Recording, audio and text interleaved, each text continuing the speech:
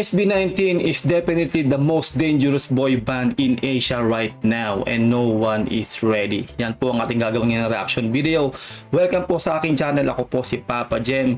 Bago po natin simulan to, huwag niyo kalilimutan na mag-subscribe dito po sa ating channel para updated kayo sa mga nilalabas po nating reaction video. Simulan na po natin to. Let's do this. What if I told you the most dangerous boy band in Asia right now isn't from Korea, not from Japan, but from the Philippines? And no, dangerous doesn't mean controversy. It means something far more powerful. It means they are disrupting an entire industry. It means they are rewriting the rules. And it means that right now, whether the global music industry likes it or not, SB19 is becoming a force that cannot be controlled. Tama, no, yun po yun talaga eh.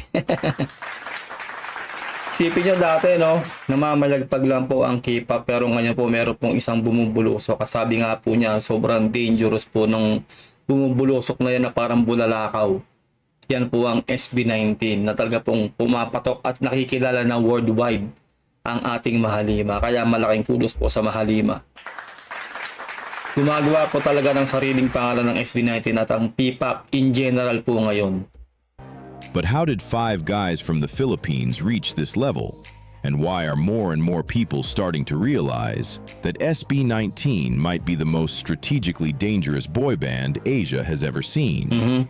Kindly like, share, and subscribe to Starwave as we dive in. Let's break it down. Section 1. What dangerous really means. When people hear dangerous, they think scandal. But SB19's kind of dangerous? It's different. They are dangerous because they don't follow the system. They challenge it. Yes. For years, the Asian pop industry has been dominated by a very specific structure, especially with the global rise of BTS and Blackpink. Highly polished training systems, massive entertainment companies, global marketing machines. But SB19? They studied that system, then did something shocking. Saka yun nga po, 'di ba? Unang-una, napagdaanan na po nila yung kasi simula nung hinawakan po sila ng Showbiz, 'di ba? Napagdaanan din nila yung sistema talaga ng South Korea. Kung paano magbuo ng isang grupo, no, na yung K-pop way. Pero ngayon po, since dinanas na po yun ng SB19, ngayon po hindi na po ganoon ang gagawin ng SB19 lalo na sa mga talents po nilang ilalabas. At syempre po, alam na po natin, no, kasi nga po kumbaga, wala na pong humahawak sa SB19 na isang company. Kumbaga, sila itself ang company dahil po dun sa 1C Entertainment, di ba? Kaya talaga pong lahat po ng go signal ay may karapatan sila dahil mismong minamanage nila yung sarili nila. No, walang kumokontrol sa kanilang company. Took control of it. Section 2. They built their own system. Yes. Here's where things get dangerous. SB19 is not just a boy band. They are a self-sustaining machine. Tama. Under 1Z Entertainment, they've gained something most artists never truly have. Control. Yun talaga, control talaga.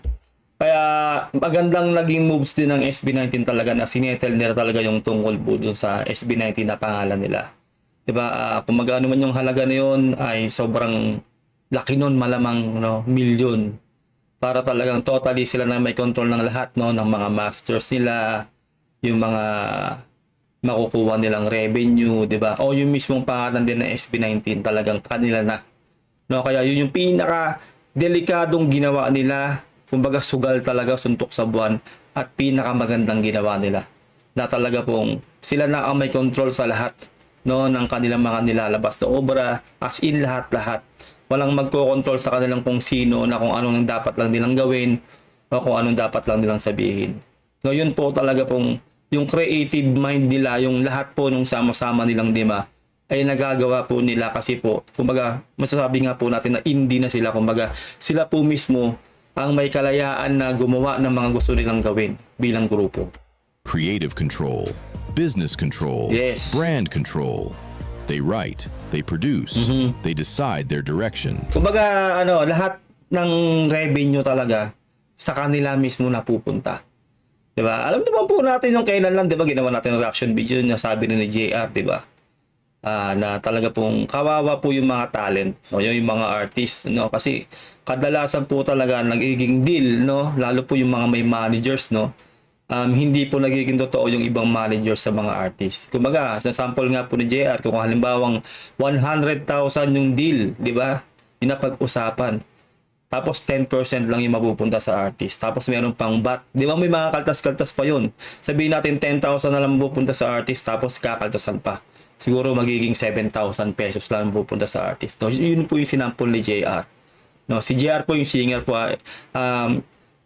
Hanapin nyo na lang po sa ating dito po sa ating mga video dito sa ating channel. Yung reaction video po natin tungkol po doon. Na in-expose po ni JR yung totoong nangyayari sa industriya.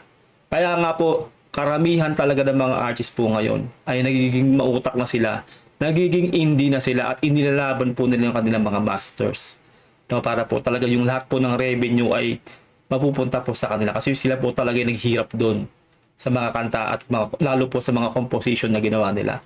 Kaya napakagaling po talaga ng ginawa ng SB19 na inilaban po nila lahat lang po yan, no. Kaya lahat po ng deal po nila, no, wala na pong mga managers kung sino man sa labas ng ng grupo nila o sa company mismo ng 1C, no. Wala na pong ibang mapupunta doon. Kumbaga, mismong sa 1C Entertainment na o sa kabuuan ng team ng SB19, doon na po napupunta lahat ng revenue at ng mga deal, lalo na po yung mga endorsement, di ba? Kaya po talagang sobrang tindi ng ginawa ng SB19 na yun. And control. They write, they produce, they decide their direction. Yes. And that changes everything. Tama. Because now, they don't need permission to evolve. Yun. They don't need approval to experiment. They don't need a foreign industry to validate them. Yun talaga lang sinasabi natin talagang nagkaroon sila ng napakatinding kalayaan. Hindi na nila kailangan, nga sinabi yan, no, hindi na nila kailangan pa ng mag-uutos sa kanila o dapat ganito lang gawin nyo, ganito lang hindi.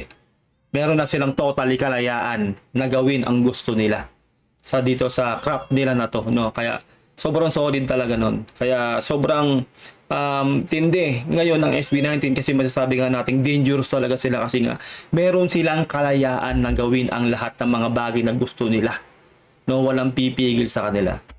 And in an industry built on control, that kind of independence is a threat. Yes. Section 3. The algorithm can't ignore them. Tama. Let's talk about something most people don't understand. The algorithm. Platforms like YouTube don't just reward popularity. They reward engagement intensity. Yes. And SB19 has mastered this. Every comeback, every performance, every release. It doesn't just get views, Tama. it gets movement. Saka malaking bagay po talaga yung kanilang fanbase na 18, no? Tayo. No, ganun kasi ka-solid ang fanbase ng SB19. Kaya talagang kada release nila, kahit ano talaga, kahit labas ng single, album, o individual nilang mga projects, commercials, as in lahat, suportado ng 18. Kaya putok talaga, masasabi natin, ganun katindi ang fanbase ng SB19. Kaya correct me if I'm wrong, sila po talagang pinaka may matibay na fanbase, no, sa mga P-pop artists o in general sa buong mga artist ng Pilipinas, no. Kaya solid po talaga ang 18, no. Kaya kundi dahil din talaga sa 18 ay talaga pong hindi po puputok ng gato katindi ng SB19 kasi deserve naman din po talaga nila ang suporta ng 18 at globally padami pa po ng padami ang 18 na international na nga po ang 18, di ba? Fans streaming, Yes. fans reacting, Tama. fans analyzing, fans promoting. This isn't passive success. This is active domination. Yes. And that's where A10 comes in. Kaya nga nagugulat tong iba, no? Sino ba tong SB19 na to? Taga saan ba tong SB19 na to? Diba? Kaya yung mga international na nakakapanood sa SB19 nagugulat sila. Ay, hindi naman pala sila taga Korea. Taga Pilipinas pero ganito kasikat, 'di ba? Kaya ngayon, 'di ba, sunod-sunod na po ang kanilang matitinding proyekto. Kaya matinding magiging advantage na po talaga nila ngayon, no? Yung Lollapalooza. Yun po.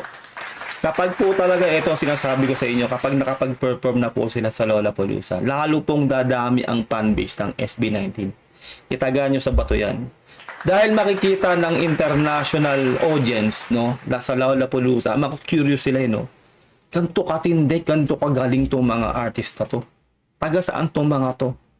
Halukayin natin kung anong meron dito sa grupong to. 'Di ba? Kaya para sa akin, no, SB19, no, sa Mahalima, galingan nyo ng todo sa Lollapalooza. Pagkakataon nyo na yan. Ayun na yung magiging matinding break nyo para talagang ma-break nyo yung barrier para ma-discover talaga ang P-pop, no, sa buong mundo. Dahil hindi po basta-bastang event po ang Lollapalooza. Section 4. The fan base that changes everything. Nice. A10 isn't just a fan base. Yes. It's an ecosystem. They don't just watch, they mobilize. They trend hashtags globally. Tama. They push content across platforms. Sa ano talaga, kahit nung panahon namin, nung ano, talagang nagte-trending sa X, no, sa dating Twitter, yung mga hashtag yun ng 18. At yung botohan, grabe, naalala ko nga nun, yung botohan namin, walang tulugan talaga nun. Para talagang pumasok sa ano tong SB19, sa kung ano man yung pinagbobotohan, no. Ganun katindi. Hanggang ngayon, ganun. At lalong mas tumitindi rin ngayon. Kasi nga, globally na may 18. Kahit isang siguro sulok ng mundo meron ng 18 at parami pa ng parami. They defend, promote, and amplify SB19 at a Yes. level most artists can only dream of. And here's the dangerous part. This kind of fan behavior isn't forced. It's earned. Yes. Because SB19 built something deeper than hype. Yun nga, ano masasabi talaga natin ng 18 may kusa eh. Yun talaga. Unang-una, nag-i-spend ng malaking oras, no? Nag-i-spend ng matinding oras sa SB19. Unang-una, pera din. Revenue rin yan eh. Yung mga merch pa lang nila, na pag naglabas ng merch tong SB19, sold out. Individual merch nila, sold out. Album, sold out. Di ba? Magpi-premiere ng video nila, libo agad ang ano, nakakapanood ng premiere. No? Ganun katindi sumuporta ang 18. No, katulad din namin mga reactor, no, kasi kaya rin kami nandito para ma-promote din talaga ang SB19. Ganun po lahat po tayo mga 18 nagtutulungan.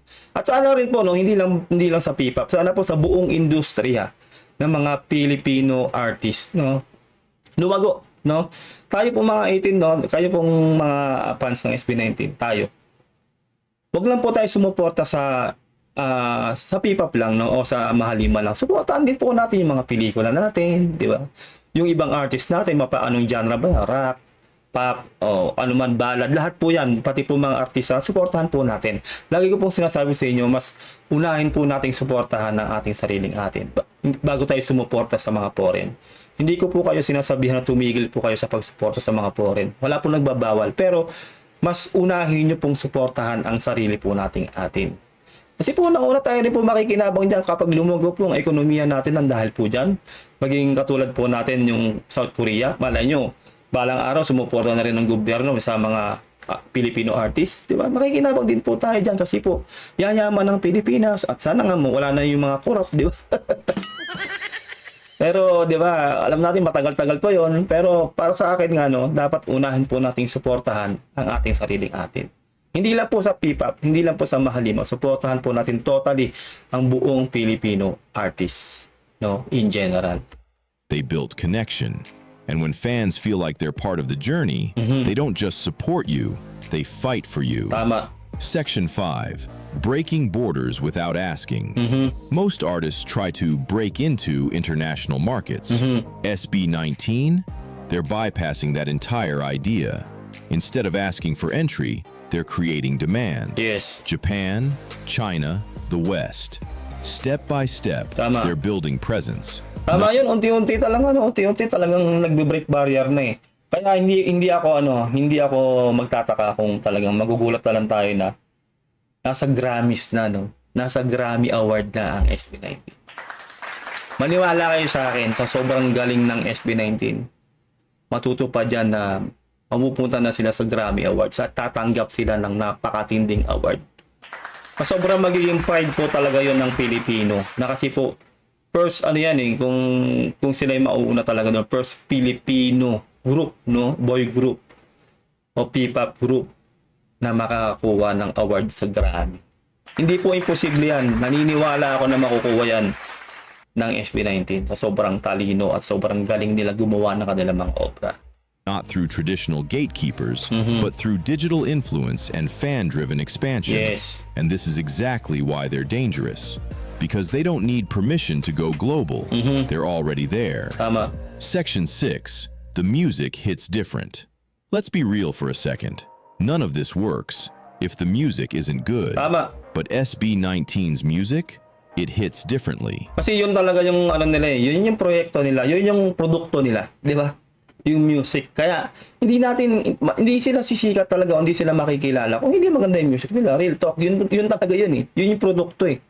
Di ba? Kaya talaga pong masasabi natin talaga na hindi basta-basta ang SB19, hindi sila putyo-putyo. Di ba? Unang-una, hindi sila produkto ng malalaking kumpanya na alam nyo na yung ibig sabihin, di ba? Talagang, kumbaga, iginapang nila yung grupo nila na to. At yun nga, self-made nga sila, di ba? Dahil kinuha nila yung pangalan nila. Di ba?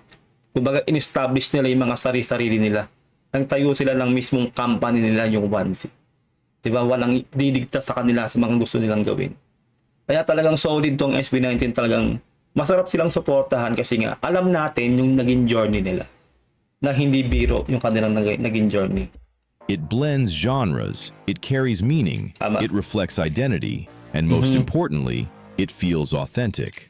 In an era where many groups follow trends, SB19 creates their own sound. Yes. And that authenticity, it travels. Saka ang maganda sa SB19, no, talagang hindi mawawala yung Tagalog sa kanilang mga kanta. Kaya malalaman natin na talaga pong yung patriotism ng Mahalima nandoon. Ang sarap na puso ng ganun. No? Halos talagang ini-incorporate talaga na yung salitang Tagalog sa mga kanta nila. Across languages, across cultures, across borders. Section 7, they're playing the long game. Here's what most people are missing. SB19 isn't chasing quick fame. They're building something sustainable. Yes. Every move feels intentional. Every release feels strategic. Every step feels like part of a bigger plan. Tama. And that's what makes them unpredictable. Because while others are reacting to trends, SB19 is positioning for the future. Kasi kung tayo ng mga 18, nagugulat na lang tayo. Bigla na lang meron silang collaboration ng ganito. Bigla na lang may collaboration ng ganito. Nagugulat na lang tayo na, ay, yung ganito na collaborate nila. Ay, may ganap pala sila sa ganito. Yung magugulat ka na lang talaga. Surprise, no? Hindi yung talaga yung trend. Alam mo yun, yung sumusunod lang sa trend. Hindi sila ganun. Gulatan ang dating. Kaya, nakaka-excite talaga na sumubaybay sa SB19 kasi ganun sila. Na magugulat ka na lang, kaka-collaborate na pala nila yung ganito. Magugulat ka na lang, meron pala silang produktong ganito o proyektong ganito. Di ba? Ganun katindi. Section 8, the industry problem. Let's address the uncomfortable truth. The global music industry doesn't easily accept outsiders, especially those who don't follow its rules. Tama. But SB19, they're not waiting for acceptance. They're proving themselves Yes. anyway. And the more they succeed, the harder they become to ignore. That's the problem.